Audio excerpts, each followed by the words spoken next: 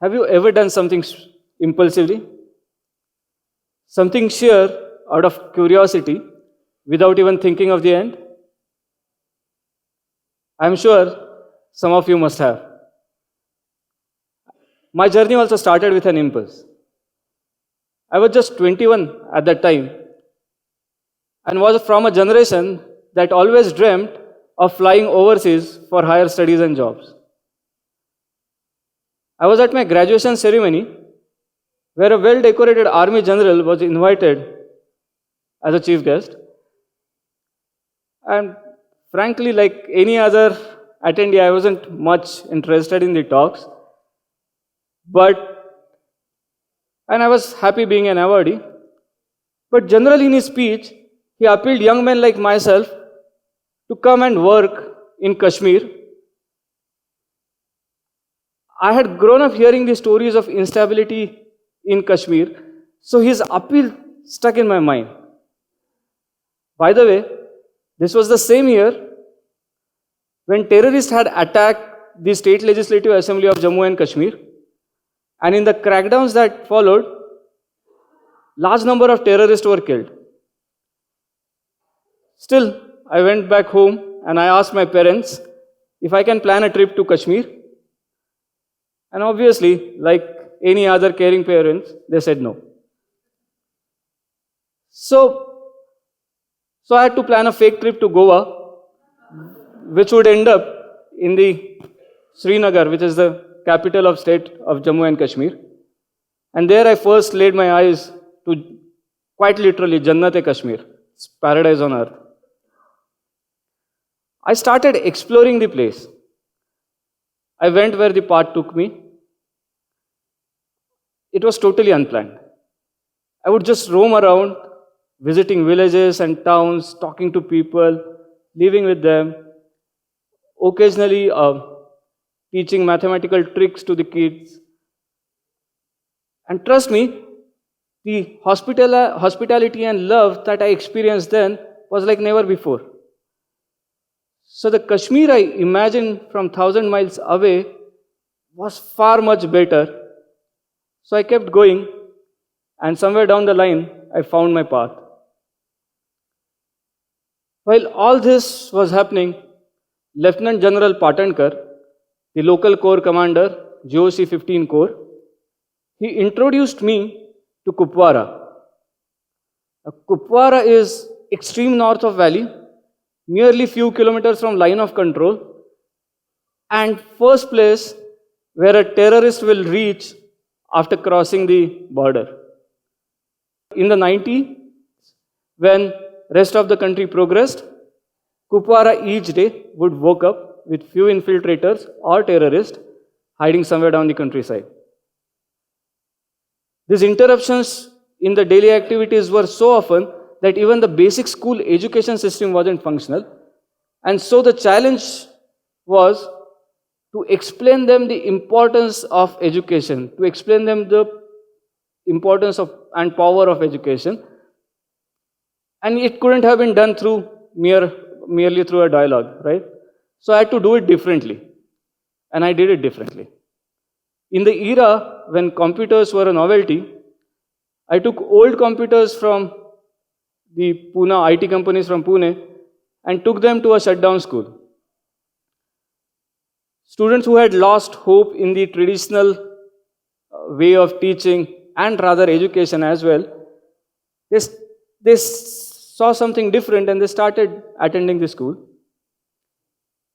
We also relocated the school on a highway so that the transportation hassles to the student was reduced. And the response was so tremendous that even the militant activities on the approach highway reduced, and so were the landmines.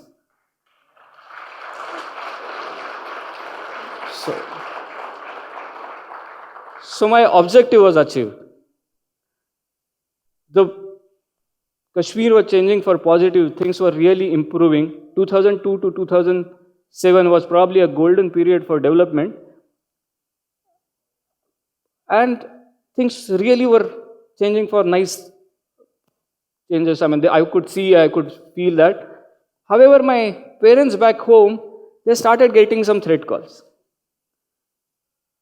I was at Anantnag that time, popularly known as Islamabad in Valley, and I was with Mr. Javed Tat. Javed is a paraplegic due to a militant attack, but he was very determined, and he told me that he wants to do something for a society, and he was determined for it. So we came together and we started a computer center in Bijbihara. Now, Bijbihara is a town which is known for fidains, it's suicide bombers. Our computer center would run at odd hours because of the unpredictable power schedule. We wanted to run it in daytime, but it wasn't possible because we didn't have enough support.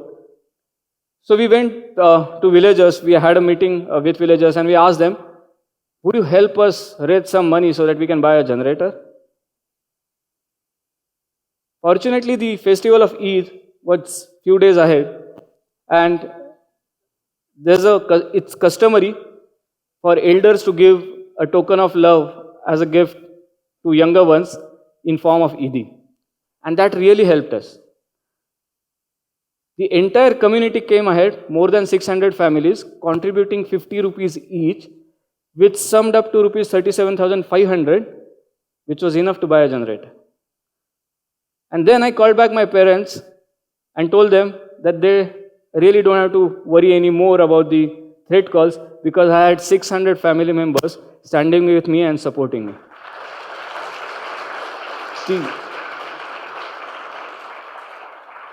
We then conducted a 3 days open workshop in the open garden with 100 of youth participating in it.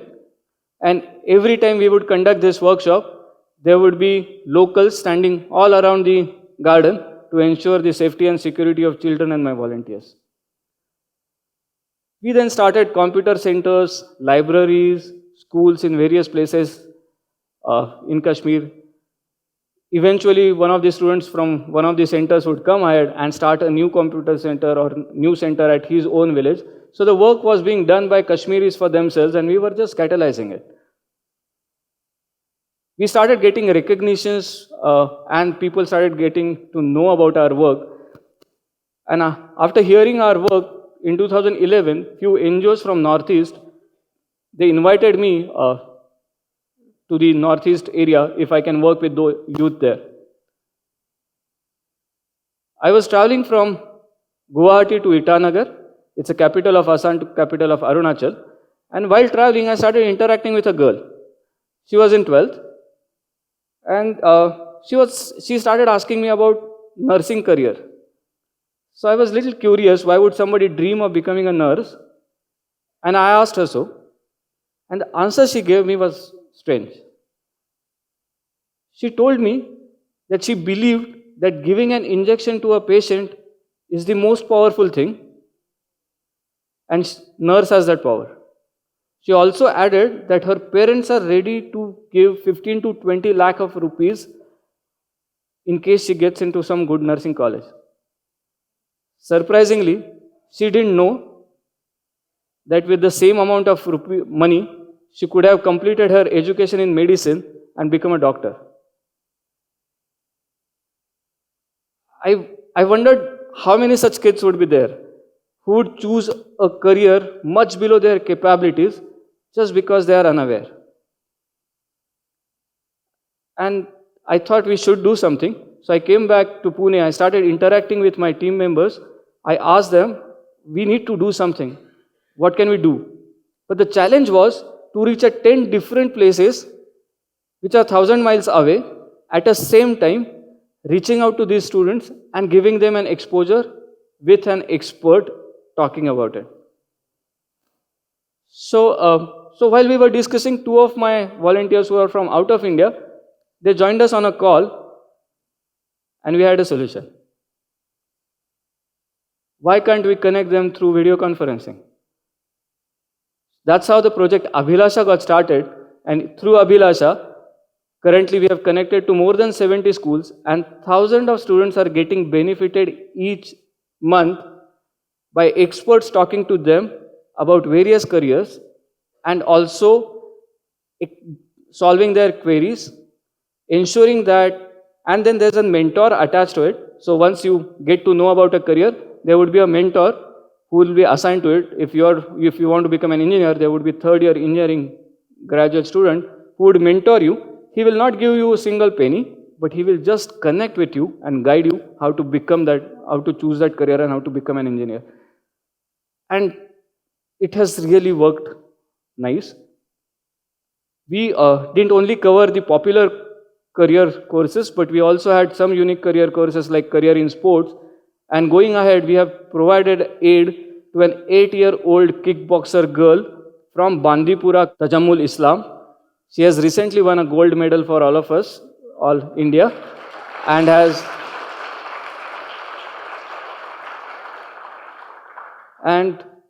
she is now an inspiration to many Kashmiris. Abhilasha hasn't stopped there. It has now extended to Afghanistan. Roya Mehboob, who is an Afghan entrepreneur based out of USA, she approached us and she asked, can you do something for Afghani girls? And I said, yes, we will start training them in IT. So currently we are training 15 girls in IT, and by end of February, they would be having their own software company started.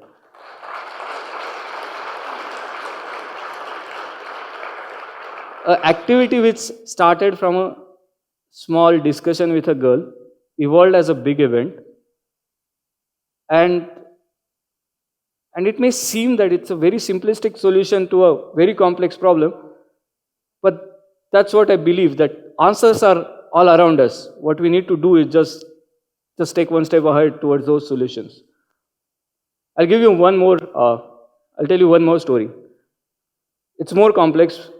In June 2010, a lot of people took to streets in the wake of what they seem as a fake encounter. Hundreds of youth lost their life, and many more were getting attracted towards the violent activity. Sadly, few of them were my students. So I was interacting with youth at Anantnag, and I was disturbed. So I asked them, why are you doing this? Don't you understand this is dangerous? Why are you coming to street and pelting stones? And the answer they gave me was shocking. They told me, Bhaiya, we don't have anything else to do. If we had an honorable job, we probably wouldn't have taken this dangerous path. Then and there I decided we will do something, but we were not sure of what to do. And while we were discussing this, Ashik Radar, one of the students, he came with an apple in his hand and said that we have this abundant in Kashmir. Bhaiya, why can't we start something and do something from this? So I thought for a while. Kashmiri apple are famous, so are the walnuts, and the local bakeries also are popular. So just connected the dots, and I told them that, yeah, we are going to prepare apple walnut cookies. They all agreed, and I got myself into another challenge because none of us are from food technology. We didn't know how to do it. So we used to work from 9 to 6 in our regular jobs, and in evening, we would go to some local bakery and learn how to prepare cookies. It wasn't simple, it was difficult. We faced a lot of problems. 9 times we failed to get the crunch and the taste we wanted, but we succeeded in our 10th attempt. But that wasn't enough. We had to train the Kashmiri youth and actually bake these cookies in Kashmir. So we faced challenges of raw material, then electrical ovens in Kashmir, then their maintenance in Kashmir. But we could solve all those, and we started our bakery. And just when we started our bakery, the worst floods in the history of Jammu and Kashmir state actually hit my bakery as well as the valley. It was hard. 2 years of effort, 2 years of investment, everything was just washed out by River Jhelum. But because of the support which we had received in the pilot experiment, we said that we will go ahead and do it. And in 2015, we started one bakery, and in 2016, we started another 2, which are currently employing more than 30 youth together. And